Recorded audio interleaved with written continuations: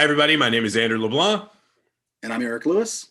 And welcome to our first Town Talk episode of 2021 or 2020 Part 2, whatever you'd like to go with. I think I've started calling it 2020B. It's Yes. just like the second half, kind of. That works. But yeah. It's always the terrible remake of what. Yeah, exactly. It's by the lesser director. It's we've been a little bit behind. We had planned on starting Town Talk up right after the Christmas break, but it's been a challenging time in New Brunswick and in the Southeast in particular. Of course, we're in the red phase of the COVID recovery, and in a lot of cases here, it's been challenging. So it's that's just sort of been our focus as we've been working and obviously with our families, but otherwise staying pretty close to home. I guess I just haven't felt too motivated to do this. How about yourself? I'm in pretty much the same boat. Pretty much the same boat. It's been an interesting couple of weeks. We came back from at work. We came back after the Christmas vacation. We were in the office for a couple of days, and then as soon as we hit the orange phase, our building shut down and our whole team went to working from home. And so here we are several weeks later, and we're still at it. We're still in the red, and you never know. There's lots of changes to try and keep up with, and I think everybody's trying to work as hard as they can to keep each other safe, to try and to get through this as best we can. But it's a lot to keep up with. It's a lot on your own mental health. It's a lot on your stress level just to try and keep it all together, and keep the house running, keep work going, and not see anybody unless it's that's pretty much it. Yeah. That's it. I mean, we've talked this way. I've talked to some family the same way.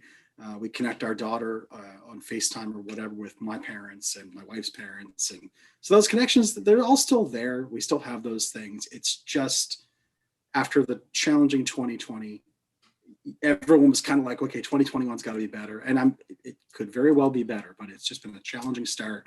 So it's taken a bit of a toll, I think. I have tried, especially in the last week or so, to sort of get out of the house more often, do some of the hiking trails, things like that, to try to just get myself out of that funk, focus on what we do have. And we do have some awesome things here just in town that we can do that are outside and still safe. So what have you been up to lately? Not that. Well, you need to get out. I can tell you all about them. I hear there's some wonderful recreation assets in the town of Riverview. And if you really step back and look at it, we are so blessed to be in this town because we do have such incredible trails and recreation pieces in this town that our residents are able to enjoy. So that's such a blessing during a time like this, that we do have some really good options to get out of the house, try and clear our heads, spend time with the family, and awkwardly walk past people while trying to stay back. And it's at least you're seeing people, I guess. I don't know. Yeah. The last 2 weekends, I've taken my daughter to Mill Creek Nature Park, which I hadn't been in a while. I didn't realize how much it had changed. There's 2 new bridges that allow you to safely get across the creek at both ends of the dam, and they're gorgeous. They're huge. The trails in that particular area are largely quite wide, so you're not on top of people when you're walking through. And we've just done sort of an hour loop, and it's super nice. It's calm. You still see people and wave. We're wearing our masks. We're all decked out in our snowsuits and stuff, and that's been really good. Just getting out in the sun, getting some fresh air, and trying to stay positive for her, of course.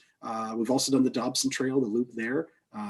And that's always a treat. The Riverfront Trail, the lights are still on, and I believe they're on till February 15th. So still time to take those in if you want an evening walk, a pretty leisurely sort of thing. So we've been doing those sorts of things to just try to get out of the house and keep our spirits up. Yeah, it's so important to do that, right? I mean, there's a couple of things. Like, I've recently started getting back into yoga again, and I just found that it's really good for my own mental health. And I mean, obviously that's a topic that comes up a lot when you talk about our own dealing with the pandemic and how are we coping, is what's the big impact on the mental health of everybody globally, and obviously we're talking locally in Riverview. But so, how are people coping? I just find things like that where it's just sort of an opportunity to completely unwind and clear your head, and that exercise is really good for self-care. And so that's one of the things that I've started to take up again. I'm terrible at it. It's just horrible. But I'm trying. I do this, as you know, I do the same program. I've been consistent with it for months now, which is awesome. What I'm less consistent with, and I'm trying to do more of for the mental health piece, is meditation. I'll do it one day and then I won't for like 3 weeks. I don't think that's the goal. I think it's meant to be more of maybe a daily thing. So I'll get there eventually. But just don't ever stop, and you'll be just in a constant state of meditation. And then that might be good. You won't get anything else done, but that's okay. But I think it's important, right? I mean, we obviously on this episode, we don't have like a major issue that we're talking about. We just want to talk about, how we're all dealing with COVID and things like that. But the mental health piece is really important because I think, it's more important than ever that we have to be proactive in our approach to self-care and our approach to trying to make sure that we're keeping good mental health. This is something that you and I have talked about a lot, Eric.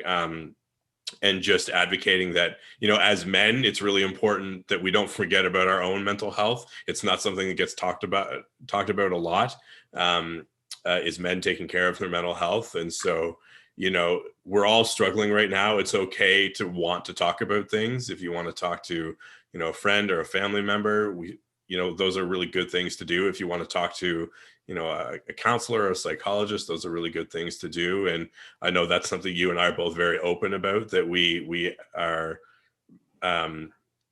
we will access those services when we need them to, and we openly encourage people to try and do that. I think we need to keep that conversation going more. So. Absolutely. My wife recently said to me something like, this isn't a quote, but it was like, existing is exhausting right now. That's great. And I was like, it's a little dramatic. She has the means to put that on a t-shirt now too. So she definitely should. Got a Cricut for Christmas, which is it's like a machine. It prints stuff. But anyway, there's some truth to that. Like it is tiring to be going through this for almost a year in New Brunswick dealing with this, and other places have it so much worse. We sound dramatic in some respects, but we're naturally dramatic. That's just who we are. I suppose. Yeah. We're putting this rambling on Facebook. So, you're right. To all of you who are watching, or the one or two of you who are watching, we would love to hear what you guys are doing for self-care and to take care of your mental health. How are you dealing with the pandemic, and how are you getting yourself and your family through the red phase right now?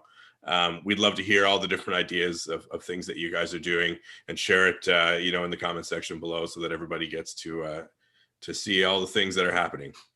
Yeah. And another thing we should point out is supporting your local business and local restaurants, things like that. There's a lot of businesses really hurting right now. There's a lot of people that maybe don't have jobs or have fewer hours, or there's limitations on that now. So, but local restaurants are still open for takeout, delivery, skip the dishes, all that stuff. And they're doing awesome work. I know the Burger Fest in the Moncton area has been a huge hit. They extended it a week. I think it's still going on this week, in fact. And that's been a big hit. I've seen so many people sharing, the burger they got, the one they like the most or whatever. And some of our local restaurants are taking part in that too. So check those out if you have a chance. Yeah, absolutely. This is a great opportunity to remember to shop local, like you said, and try and support some of those businesses who might be really struggling right now, if you're able to do so. So another big thing, I guess, that we should talk about that's coming up is Riverview's annual Winter Carnival. We've got a number of different events that are happening.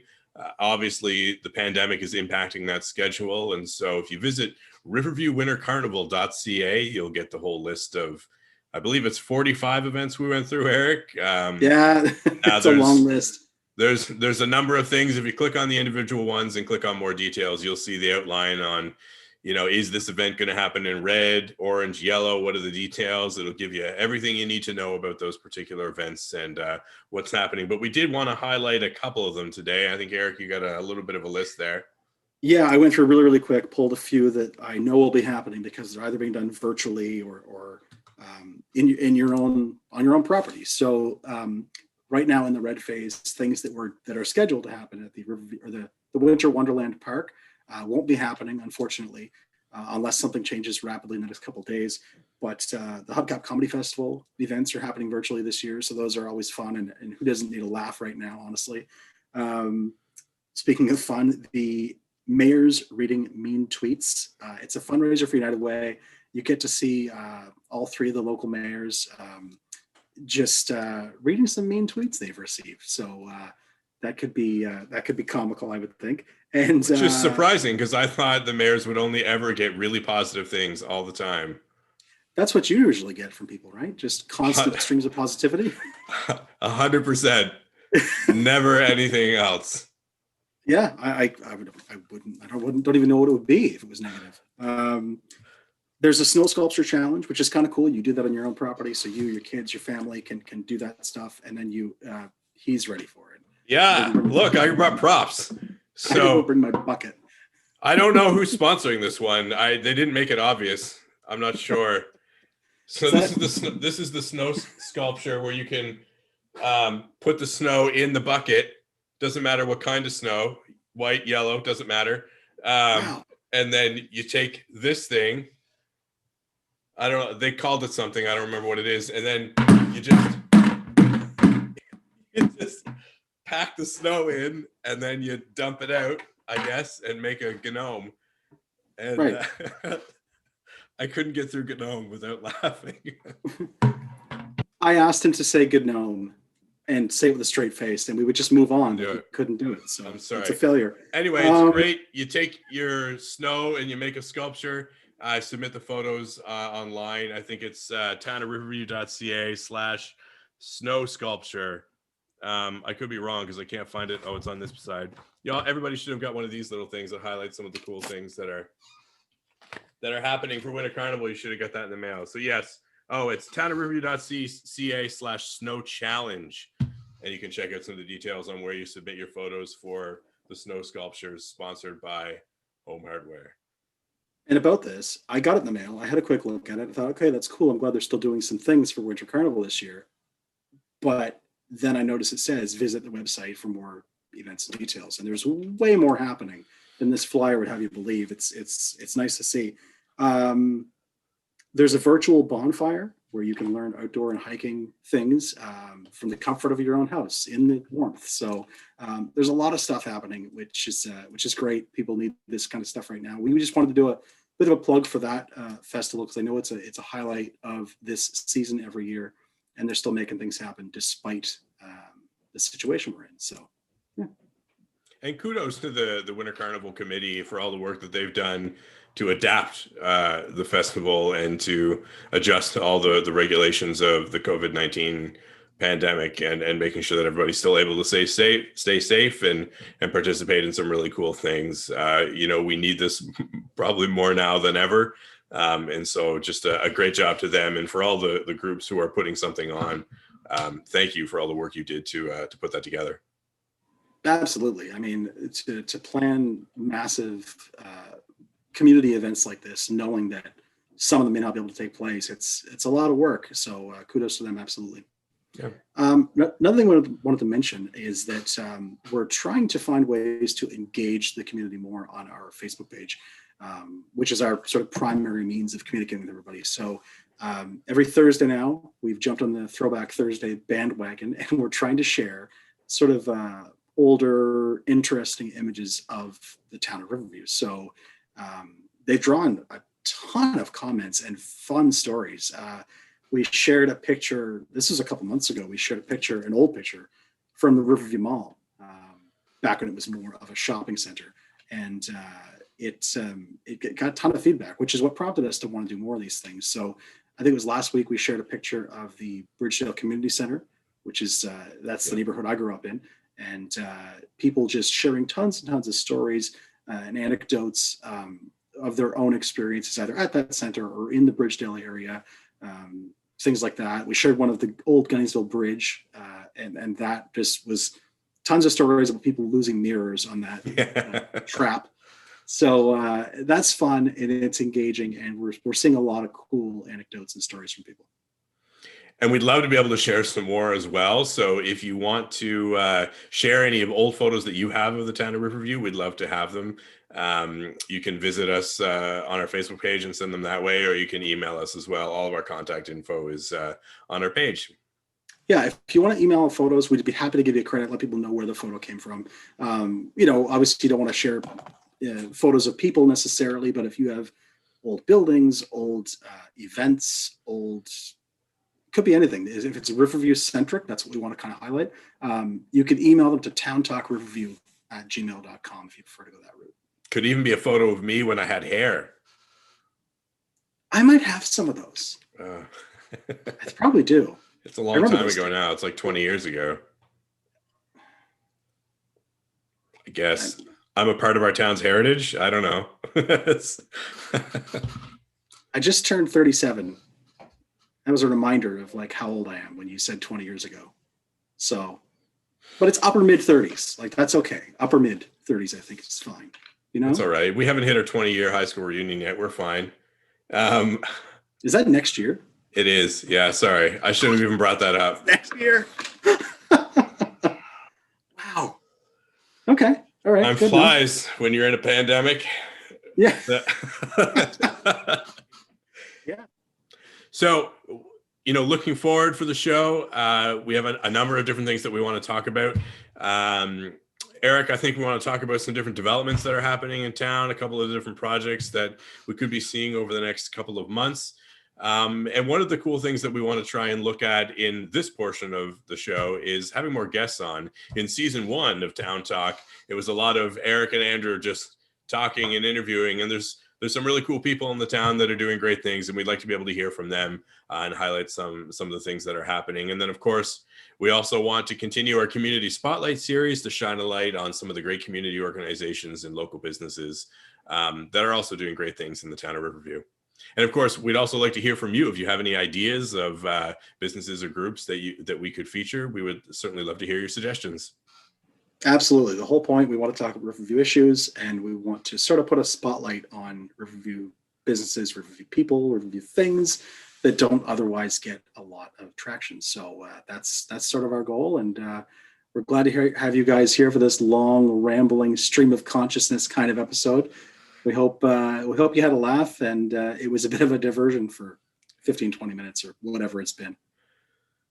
That's right. So thanks everybody for joining us. Have a great rest of your day. Take care.